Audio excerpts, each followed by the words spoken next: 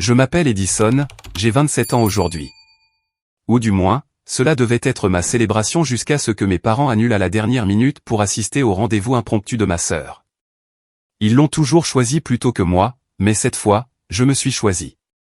Ils ne s'attendaient pas à ce que j'annule quelque chose de beaucoup plus grand qu'un dîner d'anniversaire. Le paiement de leur hypothèque n'était que le début. J'ai annulé tout ce qu'ils tenaient pour acquis. Avant de vous dire comment j'en suis arrivé à annuler la sécurité financière de mes parents, dites-moi d'où vous regardez dans les commentaires ci-dessous et cliquez sur ce bouton d'abonnement si vous vous êtes déjà senti comme l'enfant oublié dans votre famille Sprive. En grandissant dans une modeste maison de banlieue dans le Connecticut, on m'a toujours rappelé que la famille passait avant tout. Sauf que dans notre foyer, cette devise était accompagnée d'un amendement tacite. Sophia passe d'abord, puis la famille, puis peut-être Edison s'il reste du temps. Ma sœur Sophia a 2 ans de moins que moi, mais elle aurait aussi bien pu porter une couronne depuis le jour de sa naissance. Quand Sophia a voulu des cours de ballet, mes parents ont trouvé l'argent. Quand j'ai voulu des cours de programmation informatique, on m'a dit d'utiliser les ressources gratuites de la bibliothèque. Quand Sophia a eu besoin d'une voiture pour l'université, mes parents ont cosigné son prêt. Quand j'ai eu besoin de transport, j'ai pris le bus jusqu'à ce que j'économise assez d'argent de mes petits boulots pour acheter une Honda d'occasion avec 320 000 km au compteur. Ne vous méprenez pas, j'aime ma sœur. Elle est pleine de vie, sociable et a le genre de personnalité qui illumine une pièce. Je suis plus réservé, analytique, et je préfère les petits rassemblements aux grandes fêtes. Mais la disparité dans la façon dont nous étions traités ne tenait pas à nos personnalités. C'était dû à la préférence inexplicable de mes parents. Malgré cette dynamique déséquilibrée, j'excellais à l'école. Les ordinateurs avaient un sens pour moi d'une manière que les gens n'avaient parfois pas. J'ai obtenu mon diplôme avec mention, j'ai obtenu une bourse pour une université d'État et j'ai travaillé pendant mes études en réalisant des projets de codage en freelance. À 23 ans, j'avais décroché un emploi dans une start-up technologique qui appréciait mes compétences. À 25 ans, je gagnais un salaire à 6 chiffres en tant qu'ingénieur logiciel senior. Mon succès financier est arrivé à un moment où mes parents avaient des difficultés. La crise économique les a durement touchés. L'entreprise de construction de mon père a souffert et le travail à temps partiel de ma mère chez un fleuriste ne pouvait pas compenser. Ils ont pris du retard sur les factures et leur hypothèque est devenue une source d'anxiété mensuelle. Quand ils m'ont appelé, la voix tremblante, à l'idée de peut-être perdre la maison où j'ai grandi, je n'ai pas hésité. J'ai mis en place un paiement automatique pour leur hypothèque, 2 400 € chaque mois, directement de mon compte à leur société de crédit immobilier. Je ne leur ai pas dit que c'était automatique. Ils pensaient que je l'envoyais manuellement chaque mois, ce qui les faisait appeler régulièrement pour me remercier. C'était il y a 3 ans. Sophia, quant à elle, passait d'un emploi à l'autre, d'une relation à l'autre. Elle avait un diplôme en communication, mais ne semblait pas trouver sa passion. Elle vivait dans un bel appartement que nos parents l'avaient aidé à meubler. Chaque fois qu'elle était à court de loyer, il me demandait si je pouvais lui prêter de l'argent. Ces prêts n'ont jamais été remboursés, mais j'ai accepté cela comme le coût de la paix familiale. Ma relation avec Sophia était compliquée. Nous ne nous disputions pas, mais nous n'étions pas proches. Elle appelait quand elle avait besoin de quelque chose ou lors des réunions de famille. Elle savait que j'aidais financièrement nos parents, mais elle traitait cela comme si c'était simplement mon devoir en tant que celui qui avait réussi. Malgré tout cela, mes anniversaires sont restés des affaires modestes. Certaines années, ils ont été complètement oubliés au milieu des drames ou des besoins de Sophia. L'année dernière, mon dîner d'anniversaire a été reporté parce que Sophia avait eu une mauvaise rupture et avait besoin du soutien de la famille. J'ai compris et j'ai reporté.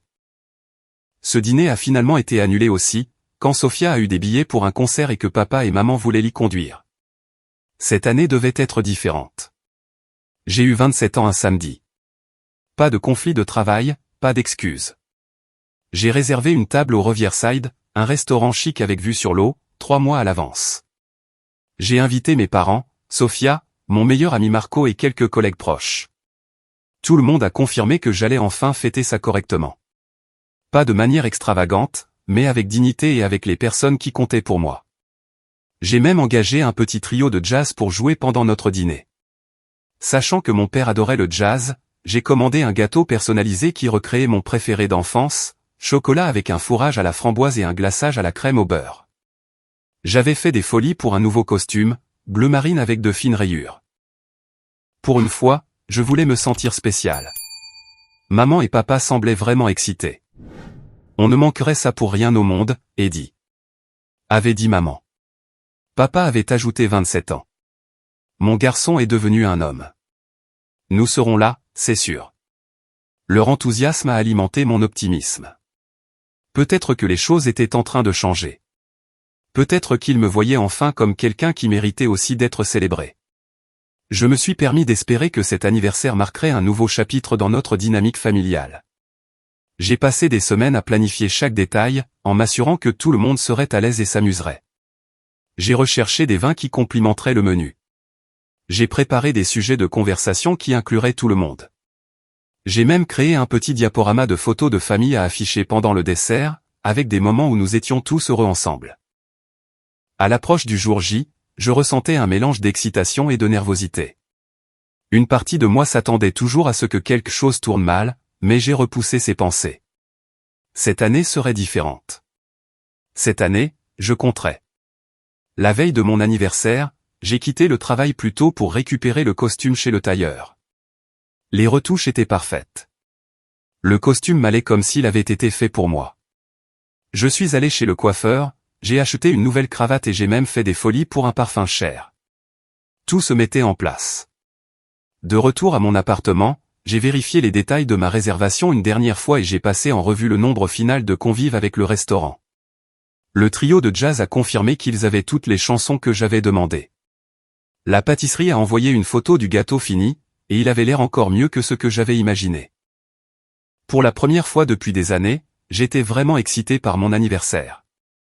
Vers 19 h, alors que j'arrangeais les sacs cadeaux que j'avais préparés pour chaque invité, mon téléphone a sonné. Le nom de maman s'est affiché à l'écran. « Salut maman », ai-je répondu joyeusement, je suis juste en train de mettre les dernières touches à la célébration de demain. Il y a eu une pause, puis un raclement de gorge. Edison, chérie, à propos de demain.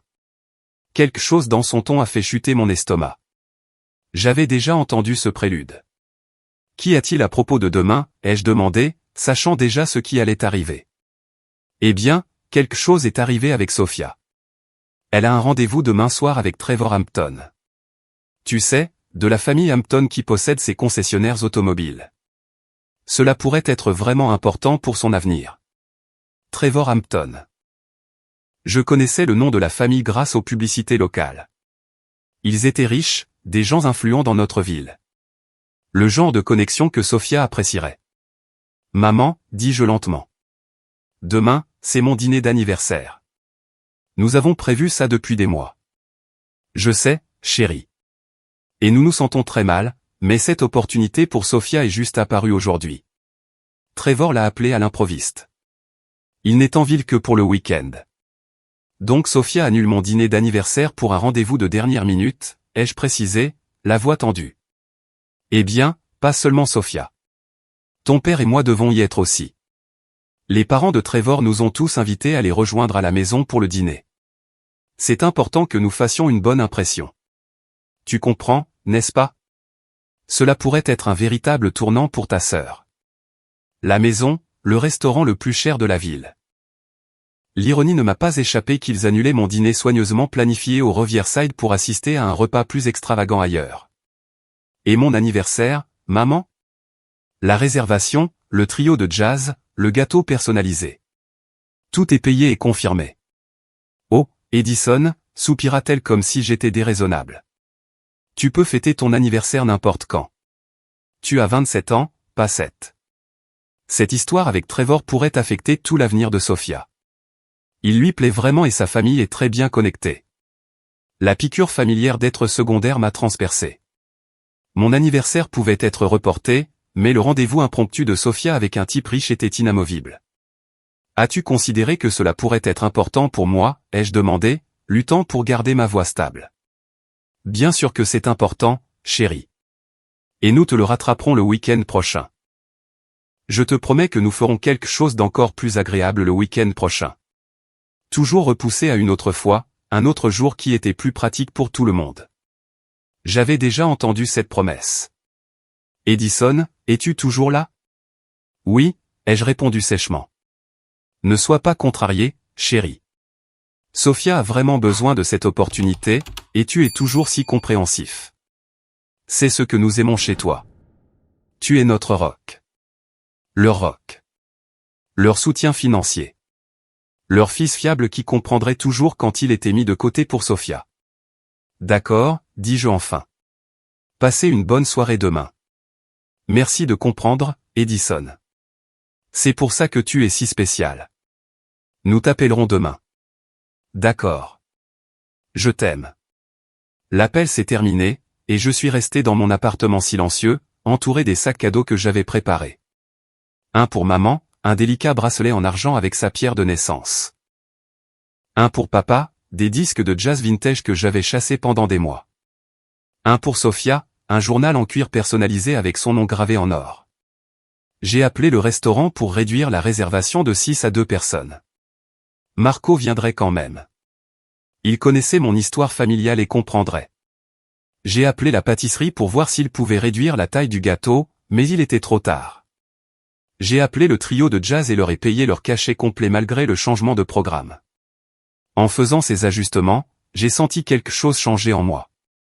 La tristesse était toujours là, mais en dessous, il y avait un sentiment croissant de clarté. Ce n'était pas un événement ponctuel ou une coïncidence malheureuse. C'était un schéma qui avait défini toute ma relation avec ma famille. Je me suis assis sur mon canapé, fixant le mur, tandis que la réalité s'installait. Rien n'avait changé depuis l'enfance. Je serais toujours celui qui devait comprendre, s'adapter, se sacrifier, et il tiendrait toujours pour acquis que je le ferais. Le pire n'était même pas l'annulation elle-même. C'était l'hypothèse dans la voix de ma mère que, bien sûr, je comprendrais. Bien sûr, je m'effacerais pour Sophia. Bien sûr, mon anniversaire, mes sentiments, mes efforts n'avaient pas vraiment d'importance. Pour la première fois, je me suis permis de vraiment ressentir le poids de toutes les déceptions. Toutes les fois où j'avais été mis de côté pour Sophia. La douleur qui s'était accumulée pendant des années s'est cristallisée en quelque chose de plus vif, de plus clair. Il ne s'agissait pas seulement d'un dîner d'anniversaire. Il s'agissait de ma place dans ma famille, de ma valeur à leurs yeux. Je suis allé me coucher cette nuit-là avec les sacs cadeaux toujours posés sur ma table basse, rappel silencieux de ma position perpétuelle d'après-coup. Le schéma a commencé tôt. Quand j'avais 8 ans, ma fête d'anniversaire a été réduite parce que Sophia avait un récital de danse le même week-end. À 10 ans, j'ai appris à ne pas trop attendre. Mes anniversaires étaient des affaires rapides, souvent éclipsées par les activités ou les besoins de Sophia. Mon 16e anniversaire, traditionnellement un jalon, a à peine été reconnu parce que Sophia, alors âgée de 14 ans, avait atteint les finales régionales d'un concours de beauté. L'acceptation à l'université a été un autre moment révélateur. Quand ma lettre d'acceptation de Stanford est arrivée, il y a eu de brèves félicitations avant que la conversation ne se déplace vers le bal de fin d'année de Sophia. Quand Sophia a été acceptée à notre université d'État avec une bourse partielle, nos parents ont organisé une fête et invité la famille élargie. Les sacrifices financiers ont également commencé tôt. J'ai commencé à travailler à 16 ans, économisant pour l'université. Mes parents encourageaient cette indépendance. Tu es si responsable, Edison. Pas comme ta sœur. Elle a besoin de plus de conseils. Ces conseils se sont traduits par un soutien financier qui ne m'a jamais été également accessible. Après l'université, le schéma a évolué plutôt que de disparaître. Quand j'ai eu mon premier appartement, je l'ai meublé avec des articles d'occasion et j'ai progressivement économisé pour de meilleures pièces. Quand Sophia a emménagé dans son premier logement, nos parents l'ont aidé à acheter de nouveaux meubles, invoquant son besoin de faire bonne impression dans ses cercles sociaux. L'arrangement hypothécaire a commencé lors d'un dîner de famille il y a 3 ans. Papa avait l'air inhabituellement stressé, touchant à peine sa nourriture. Maman lui lançait des regards inquiets. « Tout va bien ?» ai-je demandé. Après un silence inconfortable, papa a admis qu'ils avaient 3 mois de retard sur leur hypothèque. La banque avait envoyé un dernier avis. Son entreprise de construction avait perdu plusieurs contrats, et ils avaient utilisé des cartes de crédit pour joindre les deux bouts. Nous devrons peut-être vendre la maison, a dit maman en larmes. 30 ans de souvenirs. La maison familiale, l'endroit où, malgré tout, je me sentais encore connecté à mes racines. L'idée que des étrangers y vivent ou, pire encore, que la banque la saisisse, était insupportable. Combien coûte le paiement mensuel, ai-je demandé. 2400, a dit papa, sa voix lourde de défaite. Nous avons essayé de refinancer, mais nos codes de crédit ont pris un coup. Cette nuit-là, j'ai mis en place le paiement automatique depuis mon compte. Je n'en ai pas fait tout un plat, je leur ai juste dit que j'aiderais jusqu'à ce qu'ils se remettent sur pied. Leur gratitude semblait sincère, même larmoyante. Pendant les premiers mois, ils appelaient avant chaque paiement, vérifiant si j'étais toujours d'accord pour aider. Puis les appels sont devenus moins fréquents. Au bout de 6 mois, le paiement de l'hypothèque était devenu une attente tacite. J'ai essayé de discuter du traitement injuste une fois, il y a environ 2 ans. Nous étions à un dîner du dimanche, et Sophia venait d'annoncer qu'elle quittait un autre emploi parce qu'il n'était pas épanouissant. Maman et papa la soutenaient, lui assurant que la bonne opportunité se présenterait. J'ai gentiment fait remarquer que Sophia avait peut-être besoin de développer une certaine résilience, que trouver l'épanouissement nécessite souvent de traverser des périodes difficiles. Maman s'est immédiatement hérissée. Tout le monde n'est pas comme toi, Edison. Sophia est sensible. Elle a besoin de trouver un travail qui nourrit son esprit. Et nourrir son compte en banque? Ai-je demandé.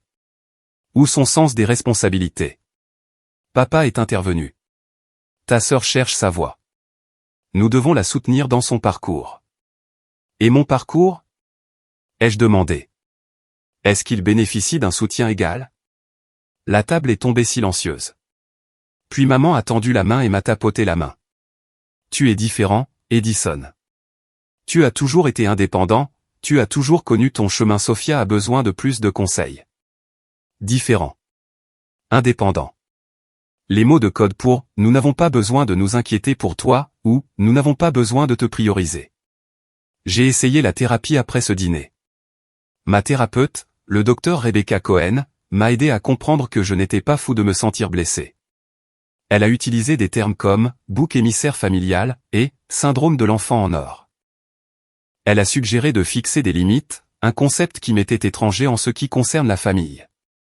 J'ai lu des livres de développement personnel sur la dynamique familiale. J'ai rejoint des forums en ligne où d'autres partageaient des expériences similaires.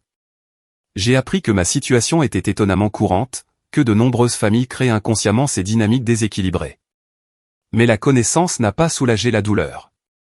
Comprendre pourquoi mes parents favorisaient Sophia n'a pas rendu moins douloureux le fait qu'ils annulaient des projets avec moi pour elle ou qu'ils louaient ses efforts minimes tout en tenant pour acquis mes contributions substantielles. Les paiements de l'hypothèque ont continué mois après mois. 28 800 € par an s'écoulant de mon compte pour maintenir mes parents dans leur maison. Je n'en ai jamais parlé, je ne l'ai jamais utilisé comme levier. C'était ma façon de montrer mon amour. Même lorsque cet amour n'était pas retourné de manière égale. En plus de l'hypothèque, il y avait d'autres soutiens financiers.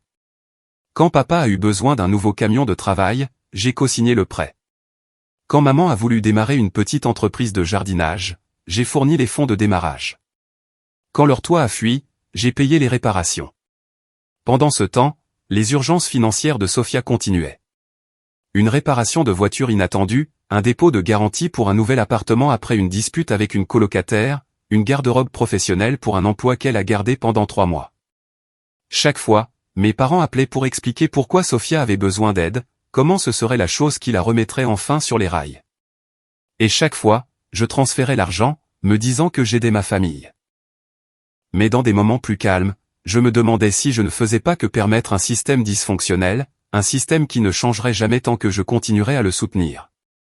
Le matin de mon 27e anniversaire, je me suis réveillé seul dans mon appartement. Pas encore d'appel, pas de SMS, juste l'écho de l'annulation d'hier qui résonnait encore dans mes oreilles. En préparant mon café, j'ai fait défiler mon application bancaire, regardant le paiement récurrent prévu pour la semaine prochaine, que j'avais intitulé « Hypothèque familiale ». 2400 €, mois après mois, année après année. Un retrait constant de mon compte qui reflétait les retraits émotionnels que ma famille faisait de moi. Toujours prendre, rarement redonner. Le paiement était prévu dans 5 jours. En regardant l'écran, quelque chose en moi a commencé à changer. Une petite voix qui chuchotait depuis des années devenait enfin plus forte. Peut-être qu'il était temps d'écouter. Mon véritable anniversaire est passé tranquillement. Marco est venu avec des plats à emporter du Riverside, une petite tentative de sauver la soirée. Nous avons mangé dans mon salon, la playlist de jazz que j'avais créée pour le dîner au restaurant jouant doucement en fond sonore. Ils t'ont encore planté. A dit Marco, ce n'était pas une question. Sophia a un rendez-vous avec Trevor Hampton. Ai-je répondu, essayant de garder une voix neutre. Un mari potentiel, apparemment. Toute la famille devait être là pour faire bonne impression. Marco a posé sa fourchette. Edison, ce n'est pas juste. Tu le sais, n'est-ce pas? J'ai hoché la tête lentement. Je l'ai toujours su. Je pensais juste. Je ne sais pas ce que je pensais. Que les choses finiraient par changer. Que si j'avais assez de succès, si je les soutenais assez, ils finiraient par me voir. Et maintenant? J'ai fait un geste vers mon appartement vide, vers le sac cadeau toujours intact sur ma table basse. Maintenant, j'ai 27 ans, je suis assis dans mon appartement le jour de mon anniversaire pendant que ma famille est à la maison avec les Hampton, ne pensant probablement pas une seconde à moi. Qu'est-ce que tu vas faire à ce sujet? A demandé Marco. C'était la question, n'est-ce pas? Qu'est-ce que j'allais faire? Continuer comme je l'avais fait, finançant leur vie tout en acceptant ma place d'après-coup. Cette pensée a fait se tordre quelque chose en moi. Je ne sais pas encore, ai-je répondu honnêtement. Après le départ de Marco, je suis resté seul avec mes pensées. L'appartement semblait trop calme, trop vide. J'ai ouvert mon ordinateur portable et j'ai affiché mes informations bancaires, fixant la liste des paiements à la société hypothécaire de mes parents. 36 paiements sur 3 ans, 86 400 € au total. Que avais-je reçu en retour? Une gratitude occasionnelle qui s'estompait à mesure que les paiements devenaient une attente. Ma sœur continuait d'être la priorité. Mon dîner d'anniversaire pouvait être annulé sans véritable considération. J'ai pensé à ce que le docteur Cohen avait dit lors de notre dernière session. Les limites ne visent pas à contrôler les autres. Elles visent à clarifier ce que vous accepterez ou n'accepterez pas dans votre vie. Que étais-je prêt à accepter? La question a tourné dans mon esprit alors que je cliquais sur mes relevés bancaires, regardant toutes les façons dont j'avais soutenu financièrement ma famille tout en recevant peu de soutien émotionnel en retour. Vers minuit, j'ai appelé Marco. Je pense que je vais arrêter de payer leur hypothèque, ai-je dit quand il a répondu. Silence à l'autre bout du fil, puis. C'est un grand pas, Edison. Tu es sûr? Non, ai-je admis. Mais je n'arrête pas de penser à aujourd'hui, à tous les anniversaires et moments spéciaux qui ont été mis de côté pour Sophia. À la façon dont ils tiennent pour acquis que je continuerai à payer leur hypothèque pendant qu'ils m'annulent pour assister à son rendez-vous. Je ne peux plus le faire. De quoi as-tu peur qu'il se passe si tu arrêtes? A demandé Marco, sa voix douce. Qu'il soit en colère. Qu'il perde la maison. Qu'il me coupe les ponts émotionnellement. Te fournissent-ils vraiment un soutien émotionnel? Maintenant, la question m'a frappé durement. L'était-il? L'appel téléphonique occasionnel, les dîners de famille où Sophia était le centre d'attention, les anniversaires qui pouvaient être reportés ou oubliés. Était-ce un soutien émotionnel? J'ai peur qu'il confirme ce que j'ai toujours soupçonné. Ai-je dit finalement, que je ne compte pour eux que pour ce que je fournis, pas pour qui je suis? Et si c'est vrai, ne préférerais-tu pas le savoir? Le ferais-je? La question m'a tenu éveillé la majeure partie de la nuit. Le matin, l'épuisement avait dissipé mes dernières hésitations. Je savais ce que je devais faire. Je me suis assis à mon bureau et j'ai ouvert mon application bancaire. Le paiement récurrent était là, prévu dans 5 jours. Mon doigt planait sur le bouton « Annuler le paiement récurrent ». Allais-je vraiment le faire? Couper le soutien financier qui avait été une constante pendant 3 ans. Le soutien qui, dans mon esprit, avait été ma façon de prouver ma valeur à ma famille. J'ai pensé à la voix de ma mère au téléphone. Tu peux fêter ton anniversaire n'importe quand.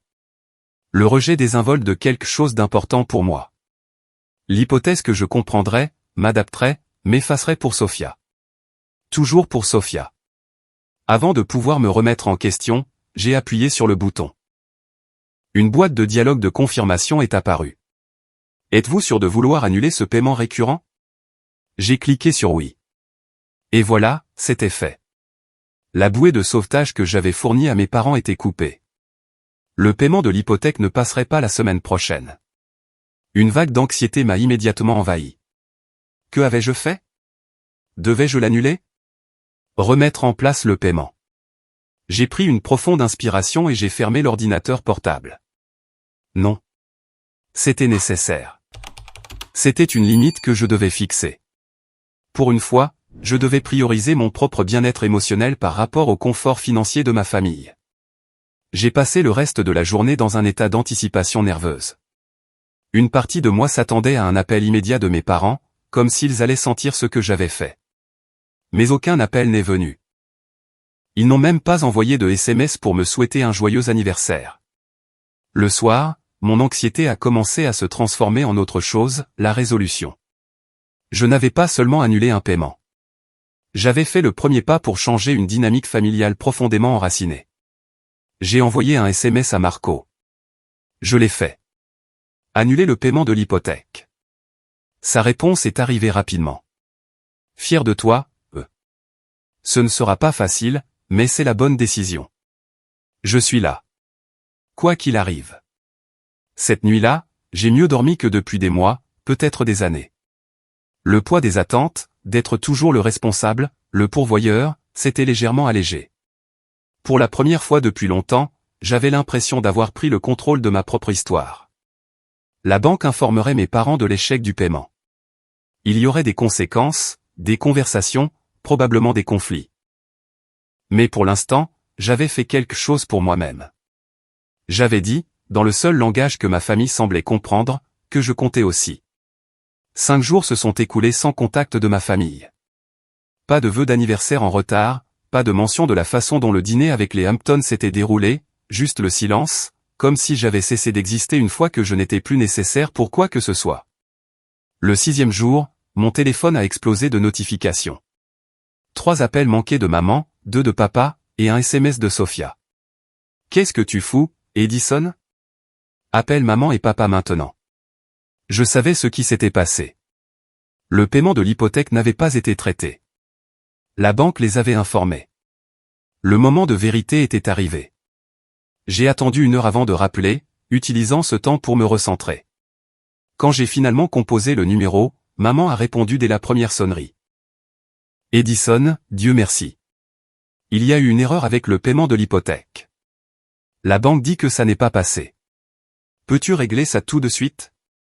Il nous facture des frais de retard. Sa voix était aiguë de panique, mais il y avait aussi un ton indubitable d'attente. Bien sûr, je réglerai ça. Bien sûr, je remettrai tout en ordre. Ce n'est pas une erreur, maman, ai-je dit calmement. J'ai annulé le paiement automatique. Silence à l'autre bout du fil.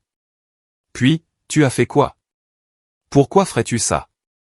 Parce que j'ai décidé que je ne paierai plus votre hypothèque.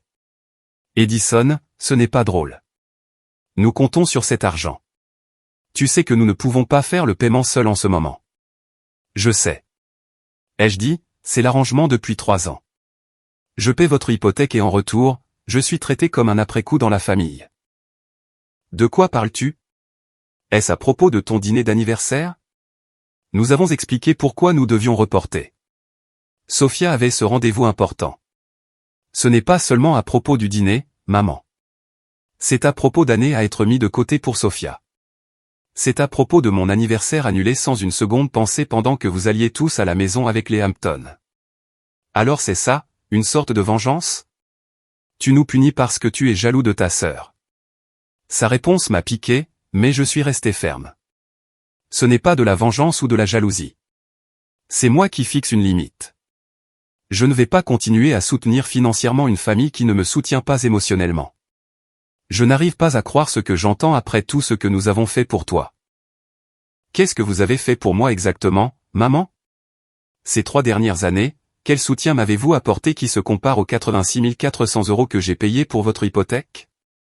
Nous sommes tes parents. Nous t'avons élevé. Comment oses-tu mettre un prix sur la famille? Je ne suis pas celui qui a mis un prix sur la famille. Vous l'avez fait quand vous avez clairement montré que le rendez-vous de Sophia valait plus que la célébration de mon anniversaire. J'ai entendu des voix étouffées. Puis papa a pris la ligne.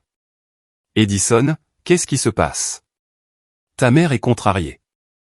J'ai annulé le paiement de l'hypothèque. Papa, je n'en ferai plus. Une longue pause.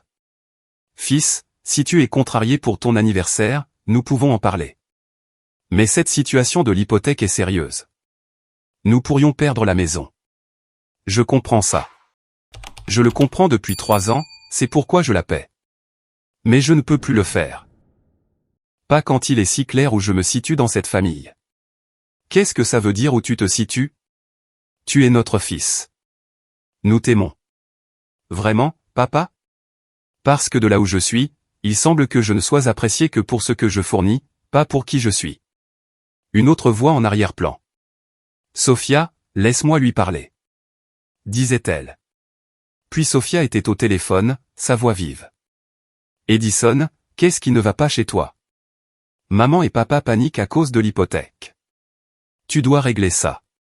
Salut à toi aussi, Sophia. Comment s'est passé ton rendez-vous avec Trevor Hampton? C'est de ça qu'il s'agit. Tu fais une crise parce qu'on a manqué ton dîner d'anniversaire. Grandi, Edison. Ce n'était qu'un dîner. Son ton méprisant a été la confirmation finale dont j'avais besoin. Ce n'était pas juste un dîner pour moi, Sophia. C'était important, mais rien de ce qui me concerne n'est jamais assez important dans cette famille, n'est-ce pas? Oh mon Dieu, le drame. Écoute, personne ne se soucie que tu fasses une crise de la quarantaine ou je ne sais quoi. Remets simplement en place le paiement avant que maman et papa ne perdent leur maison. Non. Qu'est-ce que tu veux dire par non?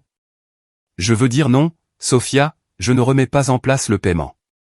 Je ne sauve plus tout le monde. Pour une fois, mes besoins comptent aussi. Elle a ricané. Quel besoin? Tu as tout. Le super job, le bel appartement, l'argent.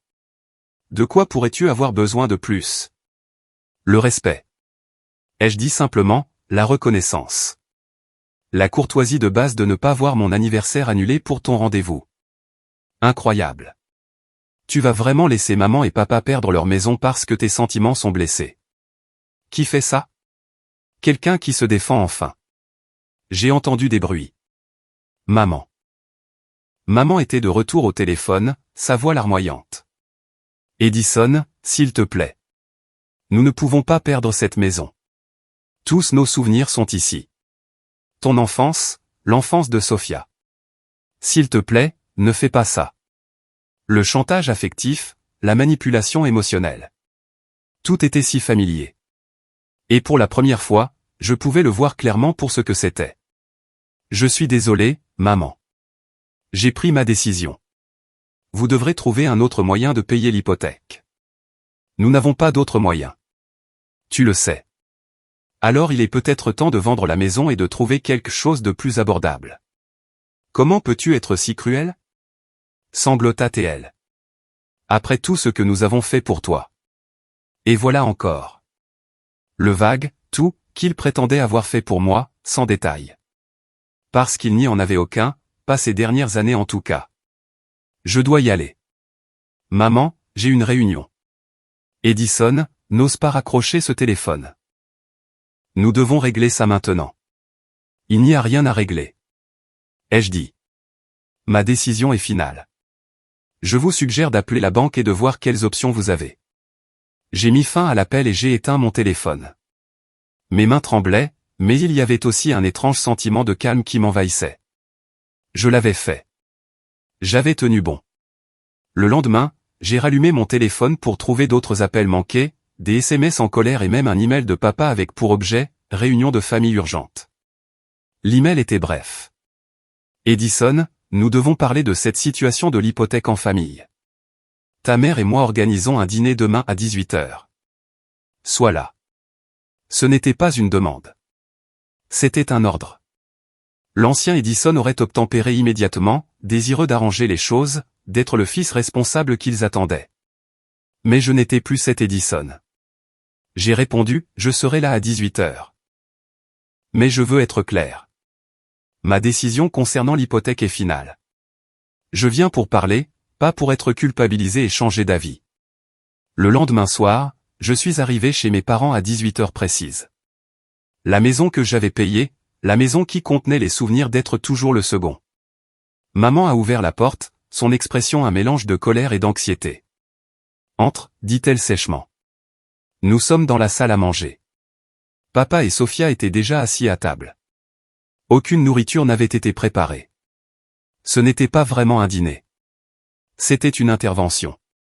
J'ai pris la chaise vide en face de Sophia, sentant 3 paires d'yeux fixés sur moi. Edison, comment ça papa, sa voix sombre. Nous devons comprendre ce qui se passe. Ce comportement ne te ressemble pas. Quel comportement serait-ce, papa? Fixer des limites, prioriser mes propres besoins pour une fois? Refuser d'aider ta famille, intervint Sophia. Menacer la maison de maman et papa parce que tu fais une sorte de dépression. Je ne fais pas de dépression, Sophia. Je ne suis simplement plus disposé à être le distributeur automatique de cette famille tout en étant traité comme un après-coup. Maman Alta. Un distributeur automatique? C'est comme ça que tu nous vois? Comme si nous t'utilisions pour ton argent? N'est-ce pas le cas? Ces 3 dernières années, j'ai payé votre hypothèque, co-signé le prêt du camion de papa, financé le démarrage de ton entreprise de jardinage, réparé le toit et prêté de l'argent à Sophia au moins 6 fois. De l'argent qui n'a jamais été remboursé, soit dit en passant. Nous avons traversé une mauvaise passe, se défendit papa. Tu sais, mon entreprise a eu des difficultés. Je le sais. Je sais aussi que la semaine dernière, alors que j'étais excité pour mon dîner d'anniversaire que j'avais passé des mois à planifier, vous avez tous annulé sans une seconde pensée parce que Sophia avait un rendez-vous. C'était différent, insista maman. C'était une opportunité importante pour Sophia. Et mon anniversaire n'était pas important? Le restaurant que j'ai réservé des mois à l'avance. Le trio de jazz que j'ai engagé parce que papa adore le jazz. Le gâteau personnalisé qui recréait mon préféré d'enfance. Rien de tout cela n'avait assez d'importance pour que nous maintenions nos projets. Une lueur de quelque chose traversa le visage de papa. La surprise, peut-être? Ou le premier soupçon de prise de conscience. Tu as engagé un trio de jazz, demanda-t-il doucement. Oui, papa. Et je t'ai offert des disques vintage en cadeau. Ils sont toujours dans mon appartement. Nous ne nous en sommes pas rendus compte, commença maman. Exactement. Vous ne vous en êtes pas rendu compte parce que vous n'avez pas demandé. Vous ne vous êtes pas assez soucié de ce que le dîner signifiait pour moi. Vous avez simplement supposé que je comprendrais que je m'effacerais pour Sophia, comme je le fais toujours. Donc, tu nous punis parce qu'on a manqué ton anniversaire, dit Sophia en roulant des yeux. Vraiment mature, Edison. Ce n'est pas une punition, Sophia. C'est une conséquence. Pendant des années, j'ai donné et donné à cette famille, financièrement et émotionnellement. Je me suis effacé, j'ai reporté, j'ai compris, je me suis adapté, et en retour, on m'a tenu pour acquis, on m'a négligé, on m'a rejeté. Ce n'est pas vrai, protesta maman. Nous apprécions tout ce que tu fais. Vraiment? Parce que de là où je suis, il semble que ma seule valeur pour cette famille soit financière. Tant que l'hypothèque est payée et que Sophia obtient ses prêts, tout le monde est heureux. Mais quand je veux quelque chose d'émotionnel, comme que ma famille assiste à mon dîner d'anniversaire, soudain, c'est négociable. Papa se tortilla inconfortablement sur sa chaise. Fils, nous t'aimons. Pas pour ce que tu fournis, mais parce que tu es notre fils. Alors pourquoi ne le montrez-vous pas, papa? Pourquoi le rendez-vous de Sophia est-il plus important que mon anniversaire? Pourquoi sa confusion professionnelle mérite-t-elle plus de soutien que mes succès? Pourquoi ses besoins sont-ils toujours prioritaires par rapport aux miens? La pièce tomba dans le silence. Pour la première fois peut-être, mes mots semblaient atteindre leur but. Nous n'avons jamais voulu te faire sentir moins important, dit finalement maman, sa voix plus petite. L'intention n'a pas d'importance, maman. L'impact en a. Et l'impact a été clair dans cette famille. Je passe en second, toujours. Sophia se leva brusquement. C'est ridicule. Alors on a manqué ton dîner d'anniversaire. Ça arrive. Ça ne justifie pas de menacer la maison de maman et papa. Assieds-toi, Sophia. Dit papa, son ton étonnamment ferme. Écoutons Edison. Sophia parut choquée mais obtempéra, croisant les bras sur la défensive. Je ne menace rien, continuai-je. Je ne suis simplement plus disposé à être financièrement responsable de cette famille tout en étant émotionnellement négligé. J'ai passé 3 ans et plus de 86 000 € à vous soutenir tous. En retour, j'ai vu Sophia être renflouée à plusieurs reprises, mes réussites minimisées, et mon anniversaire annulé pour un rendez-vous qui n'aboutirait peut-être même à rien. Trevor ne m'a pas rappelé. Si tu veux tout savoir, marmonna Sophia. Je suis désolé de l'apprendre, dis-je, et je le pensais. Mais cela ne change rien au fait que vous avez tous priorisé la possibilité de son intérêt par rapport à la certitude de ma célébration. Que veux-tu de nous, Edison, demanda papa. Qu'est-ce qui arrangerait les choses? C'était la première question sincère que l'on me posait. Je veux être apprécié dans cette famille pour qui je suis, pas pour ce que je fournis. Je veux que mon temps, mes sentiments, mes célébrations comptent autant que ceux de Sophia. Je veux de la réciprocité et du respect. Et l'hypothèque, demanda maman anxieusement. Je ne la paierai plus. Ce n'est pas négociable. Vous devrez trouver une autre solution. Nous ne pouvons pas nous le permettre seuls, admit papa. Nous devrons peut-être vendre. Alors vendez, dis-je, surpris de mon propre calme. Réduisez la taille pour quelque chose que vous pouvez vous permettre. C'est ce que tout adulte financièrement responsable ferait. Comme ça? La voix de maman tremblait. 30 ans dans cette maison, et tu veux qu'on la quitte comme ça. Je ne veux pas que vous la quittiez, maman. Mais je ne suis plus disposé à sacrifier mon avenir financier pour maintenir votre passé. 3 ans, c'était généreux. Il est temps de changer. Le silence qui suivit était lourd du poids de la vérité enfin dite à voix haute. La semaine qui a suivi notre confrontation a été tendue. Mes parents ont appelé la banque pour expliquer la situation et demander des options. Comme je m'y attendais, la banque n'a montré aucune sympathie. 3 paiements manqués déclencheraient une procédure de saisie. Ils devaient soit effectuer le paiement, soit prendre des dispositions immédiatement. Papa m'a appelé, sa voix tendue mais moins accusatrice qu'auparavant. La banque ne bougera pas, Edison. Soit nous payons, soit nous perdons la maison. Je comprends, papa. Que allez-vous faire? Un lourd soupir. Nous rencontrons un agent immobilier demain. Si nous vendons maintenant, nous pouvons rembourser l'hypothèque et peut-être avoir assez pour un acompte sur un endroit plus petit. La nouvelle aurait dû me faire sentir victorieux, mais au lieu de cela, j'ai ressenti un mélange complexe de tristesse et de soulagement. Triste que cela en soit arrivé là, mais soulagé qu'il fasse enfin face à la réalité financière.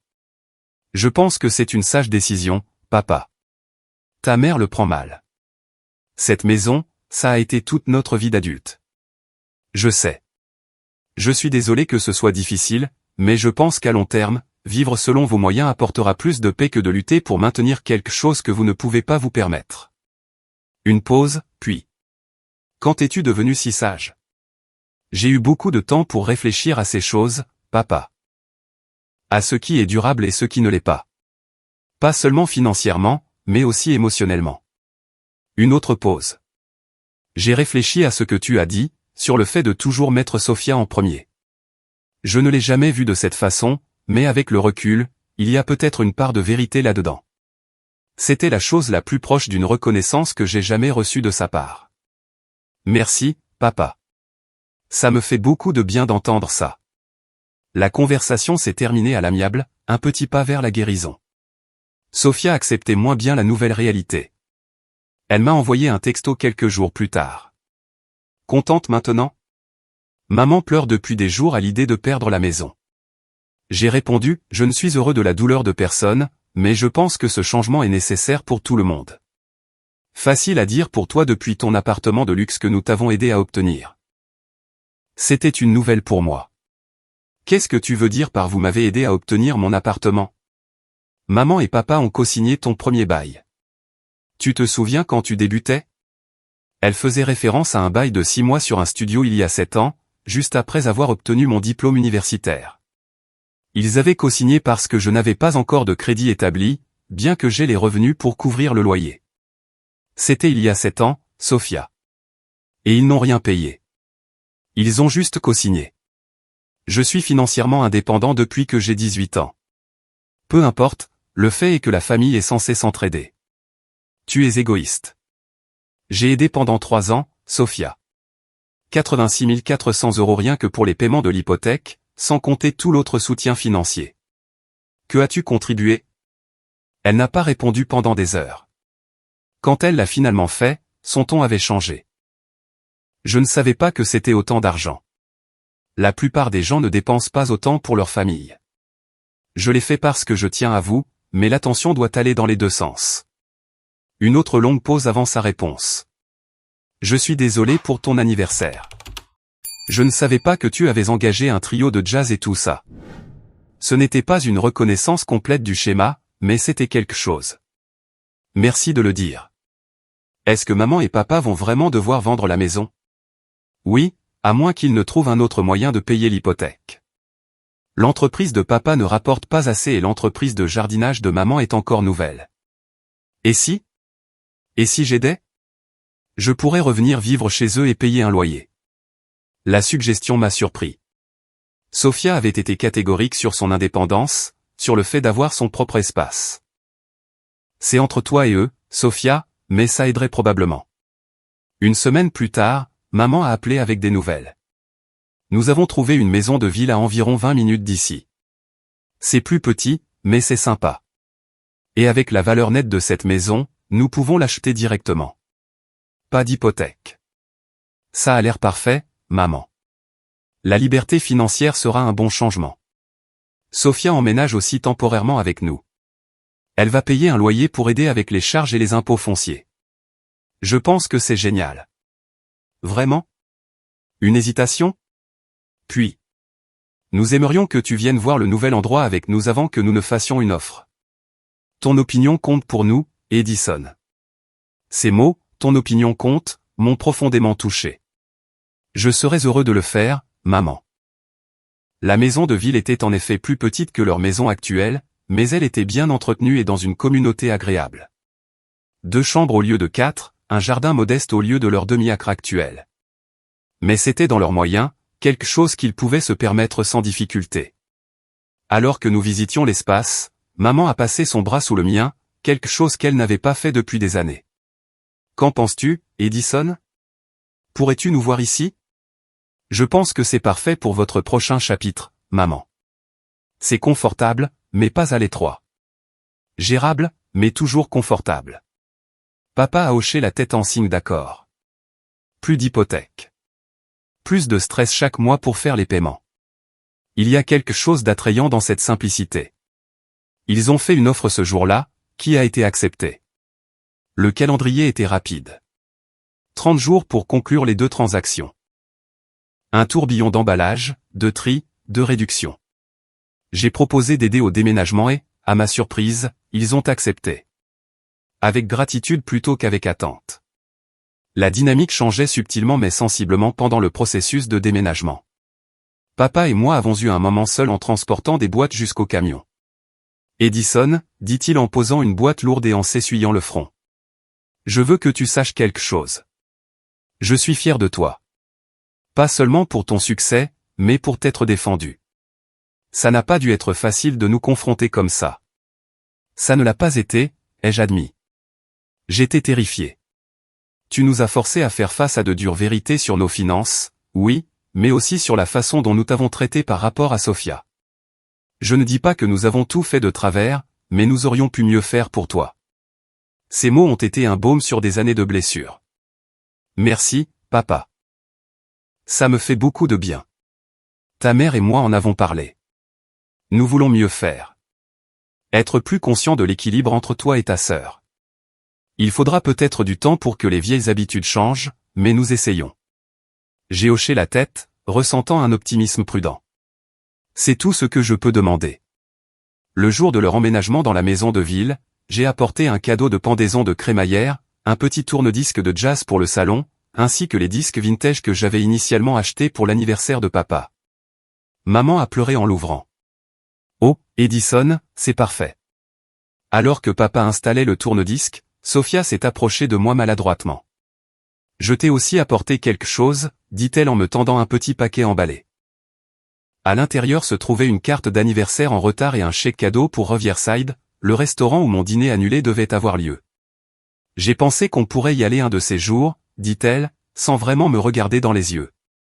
Juste nous, pour parler et tout ça. C'était un petit geste, mais significatif. J'aimerais bien ça, Sophia. Merci. Ce soir-là, alors que nous étions assis dans leur nouveau salon, plus petit mais en quelque sorte plus chaleureux que l'ancienne maison, papa a mis un des disques de jazz. Les notes familières ont rempli l'espace, créant un moment de paix après des semaines de tension. Un toast, dit papa en levant son verre. Au nouveau départ, à l'honnêteté même quand c'est difficile, et à la famille, qui est plus qu'une simple maison ou de l'argent. C'est se voir les uns les autres. Vraiment se voir les uns les autres. Nous avons trinqué. Le son était brillant et plein d'espoir dans le nouvel espace. 2 mois passèrent rapidement.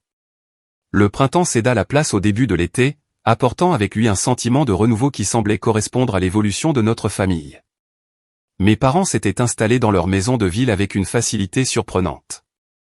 Sans le fardeau de l'hypothèque, ils semblaient plus légers, plus présents. L'entreprise de papa avait légèrement repris, et l'entreprise de jardinage de maman gagnait des clients locaux.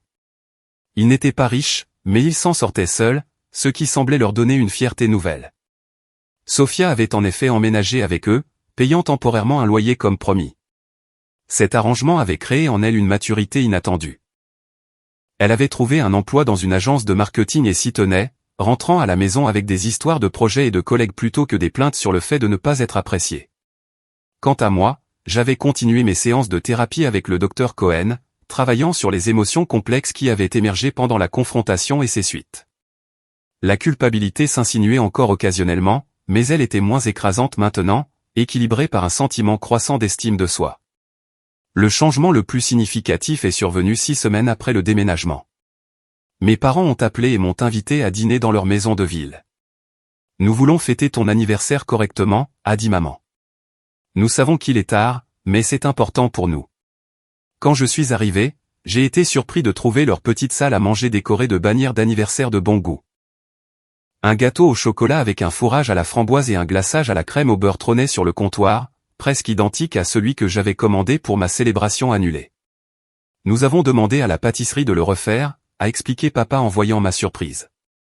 D'après ta description. Le dîner était simple mais attentionné. Tous mes plats préférés préparés avec soin. Pas de trio de jazz, mais papa avait créé une playlist de standards de jazz qui jouait doucement en fond sonore.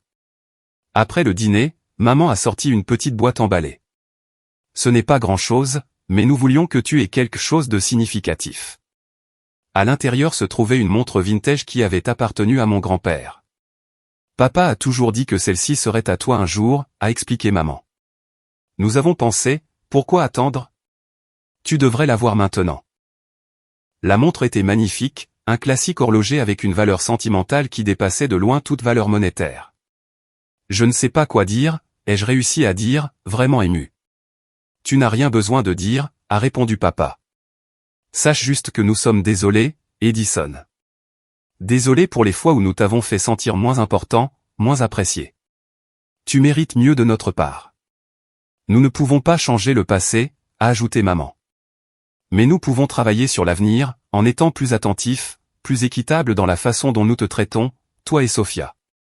En parlant de Sophia, elle avait été inhabituellement silencieuse pendant le dîner.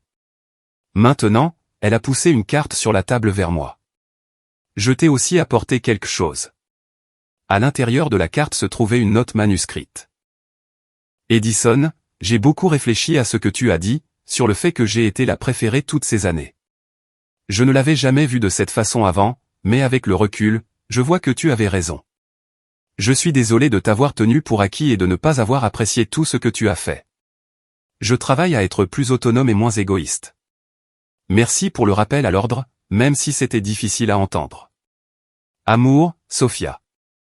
Attaché à la carte se trouvait un chèque de 1 000 €. Ce n'est pas beaucoup par rapport à ce que tu m'as donné, dit-elle. Mais c'est un début. Je vais rembourser tous ces prêts éventuels. Le geste, plus que l'argent lui-même, représentait un changement significatif dans notre relation. Merci, dis-je en les regardant tour à tour. Cela signifie plus que vous ne le pensez. Alors que nous mangions le gâteau et parlions, j'ai réalisé que quelque chose avait fondamentalement changé dans notre dynamique familiale. Il y avait plus d'écoute, plus de conscience des contributions et des besoins de chacun, plus d'équilibre. Les changements n'étaient pas parfaits ou complets. De vieux schémas refaisaient parfois surface. Maman se concentrait encore parfois davantage sur les histoires de Sophia.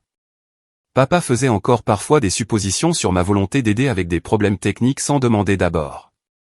Mais maintenant, quand ces choses se produisaient, je me sentais à l'aise pour m'exprimer. Maman, je partageais quelque chose sur mon travail avant que Sophia ne commence à parler. Ou, papa, s'il te plaît, demande si j'ai le temps d'aider plutôt que de supposer. Et remarquablement, ils écoutaient. Ils s'ajustaient. Ils respectaient les limites que je fixais. Notre relation évoluait vers quelque chose de plus sain, de plus réciproque. Je n'étais plus le distributeur automatique de la famille ou l'éternel après-coup. J'étais le fils et le frère d'Edison, un membre à part entière et égal de la famille. Le processus de guérison n'était pas linéaire.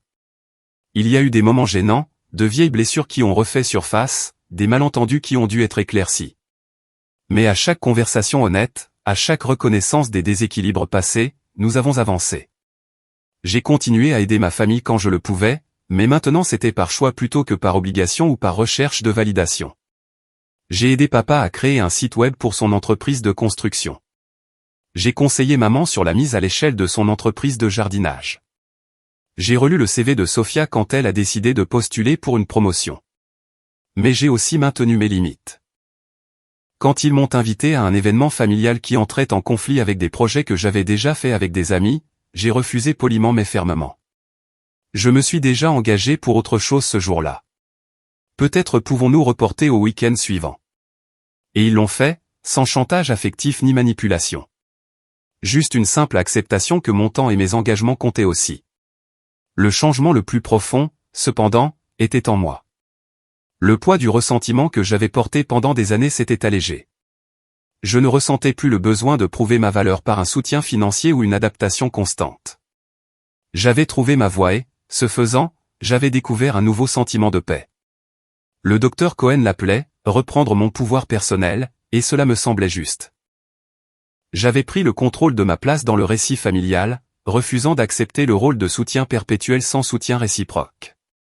Le parcours ne visait pas la vengeance ou la punition, comme ma famille l'avait craint au départ. Il s'agissait d'établir un équilibre, de créer des schémas plus sains qui nous permettaient à tous d'être vus et appréciés pour ce que nous étions, pas seulement pour ce que nous pouvions fournir. En fin de compte, annuler ce paiement d'hypothèque était bien plus qu'une question d'argent. Il s'agissait d'envoyer un message que je comptais aussi. Que mon anniversaire méritait d'être célébré, que mes sentiments méritaient d'être pris en considération, que je n'étais pas seulement une ressource à exploiter en cas de besoin et à ignorer quand c'était gênant. Et d'une manière ou d'une autre, à travers la douleur et la confrontation, ce message avait enfin été entendu. Alors que l'été s'épanouissait pleinement, je me suis surpris à attendre avec impatience les réunions de famille plutôt qu'à les redouter. J'ai trouvé de la joie dans nos interactions plutôt que de la douleur refoulée. J'ai trouvé une connexion authentique plutôt que des échanges transactionnels. Ce n'était pas parfait, mais c'était un progrès. Un progrès réel et significatif, et cela valait plus que n'importe quel paiement d'hypothèque ne pourrait jamais valoir. Avez-vous déjà dû fixer une limite difficile avec des membres de votre famille qui vous tenaient pour acquis? Quelle a été la partie la plus difficile pour vous affirmer? Partagez vos expériences dans les commentaires ci-dessous. Si cette histoire vous a touché, veuillez cliquer sur le bouton « J'aime » et vous abonner pour entendre d'autres histoires sur la recherche de la force et de l'estime de soi dans des relations difficiles. Merci de votre écoute et n'oubliez pas, parfois la chose la plus aimante que vous puissiez faire pour les autres et pour vous-même est d'établir des limites saines.